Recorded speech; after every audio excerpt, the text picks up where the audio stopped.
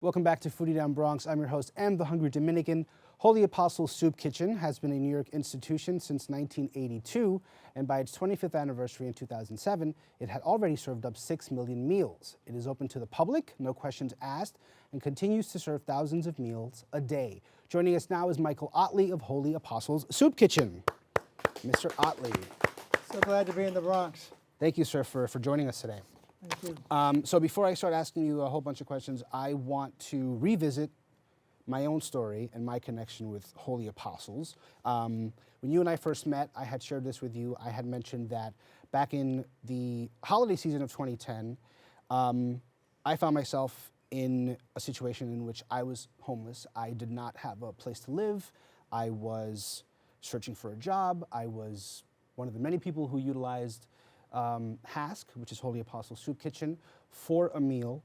And through that whole ordeal that lasted several months, it was a very humbling experience, but I got to know a very different side of New York that I don't think I've ever experienced or felt within those months. And it was primarily due to the staff at Holy Apostles, to the people that I saw every day that were, whether it be a volunteer or someone who was, there on a day-to-day basis.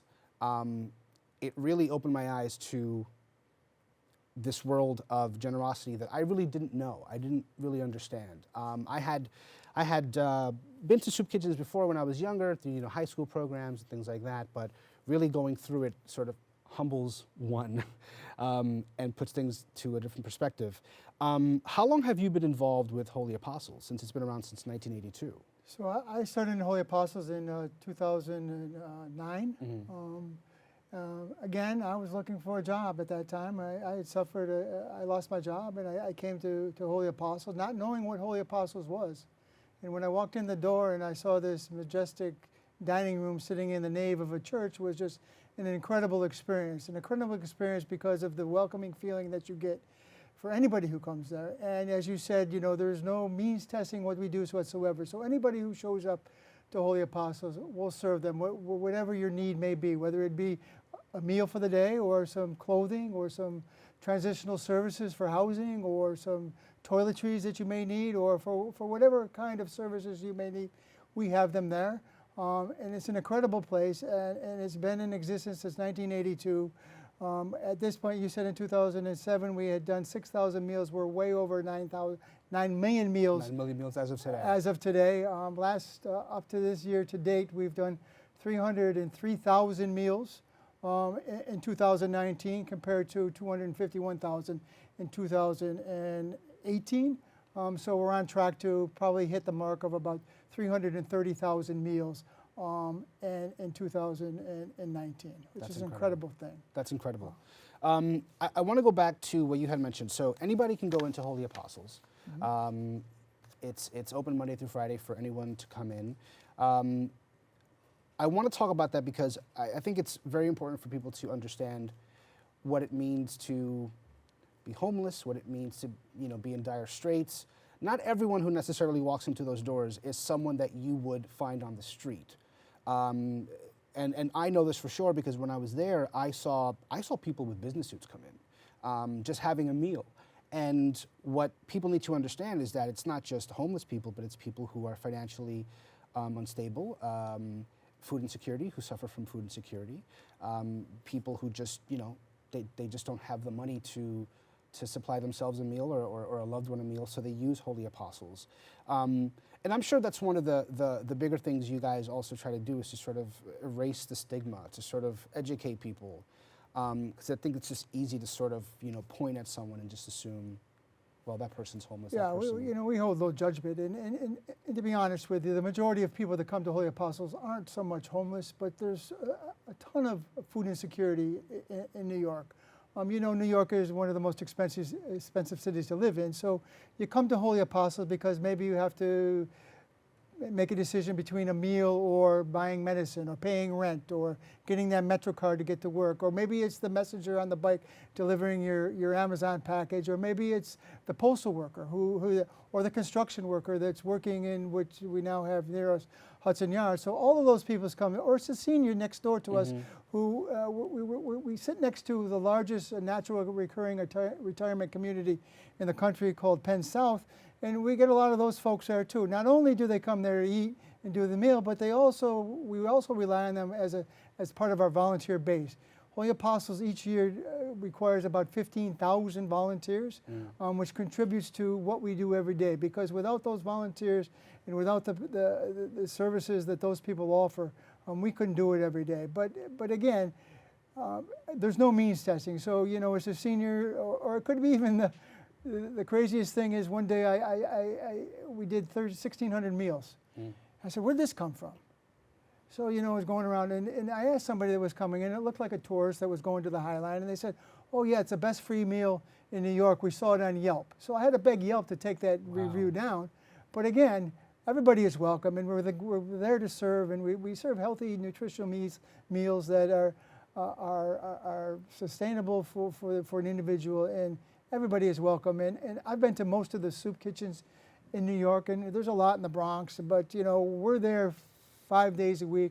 We're consistent. We've added other programs like Sunday Supper, which is community-based, that brings communities and seniors and children in a day and age when everybody is disconnected by social media, but social media and maybe, the cell phone at the dinner table. But we bring that families together to enjoy a family meal once a month every Sunday. We have a brown bag lunch program that we deliver out into the community that maybe you can't come to the soup kitchen.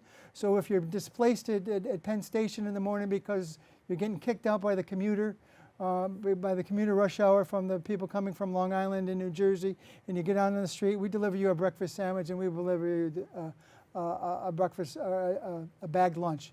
Same with Penn South Senior Center. We deliver to the program called Chat and Chew, which has a group of seniors get together and talk about all of us and the neighborhood and how it's changed, and we deliver a bag lunch to them.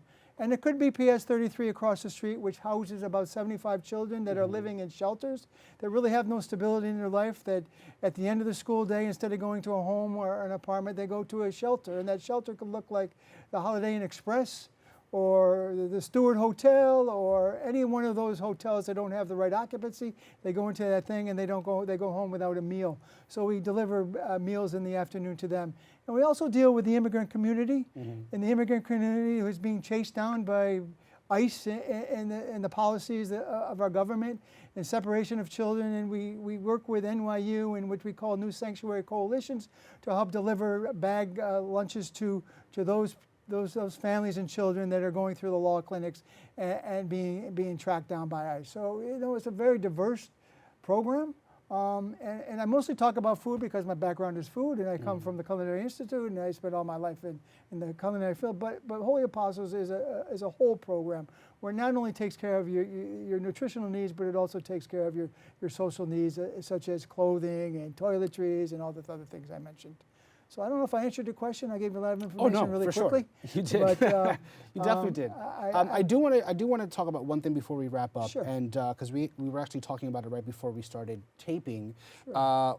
Is what's going on with SNAP and the changes that the Trump administration is implementing. Can you give me your thoughts on what's going on? SNAP is otherwise known as food stamps. So earlier in the year, the administration had the public charge, which dealt with immigrants. And now there's, I think it's called the public change, or I don't know what word they have to it, is going to knock approximately thousands of people nationwide, if not millions of people, off food stamps after they've been on it for a period of time and requiring some work requirement for that thing. That's devastating to New York. Not only is New York, food stamps help people get food that they would not be able to purchase, but it also is good for the local economy. So for every, I don't know the quite statistic, but I want to say for every 60 cents spent on SNAP, $1 or more goes into the local economy. So it's not only helps for local economy, but it also helps people that are in food security. Not everybody. I mean, it's not, I was on food stamps a very, very long time ago. I was in a major car accident. It's a kind of a humiliating process. And it's not, I think, something that everybody wants to be on, but it's very helpful for those that are on limited income or that have a family to feed. And SNAP benefits only last you 3 weeks. What do you do the 4th week? I mean, Right. so I mean, it's really devastating if this goes into effect, and it would just be devastating. And you know, we have to stand up and raise our voices, and it's really called food justice. And Right. food justice is where Absolutely. we're at. And we, you know, food justice. We waste so much food in the United States. I mean, there's 50 or 40% of the food that we produce in the United States is wasted because of transportation overproduction. You know, the big box retail maybe have these beautiful stands and they throw the stuff after it has no longer use for it. And if we raised our voices and got all these things together, you know, SNAP would be a very profitable program. Right. And a very meaningful program, and helps thousands and thousands of New Yorkers. Wonderful. Thank you, Mike. All right, guys, stay connected to Holy Apostles on Instagram at Holy Apostles Soup Kitchen, and visit their website, holyapostlessoupkitchen.org, to volunteer. Well, that's all for the show. Thank you again for tuning in, and thank you to our guests today for joining us. Tune in every Thursday at 6:30 p.m. here on BronxNet, Optimum 67 and FiOS 33. Also tune in on the go at bronxnet.org and find us on YouTube. From BronxNet to the world, this is Foodie Down Bronx. I'm your host, M, the Hungry Dominican, reminding you to feed your mind, feed your body, and if you see me coming along, feed me. Adios.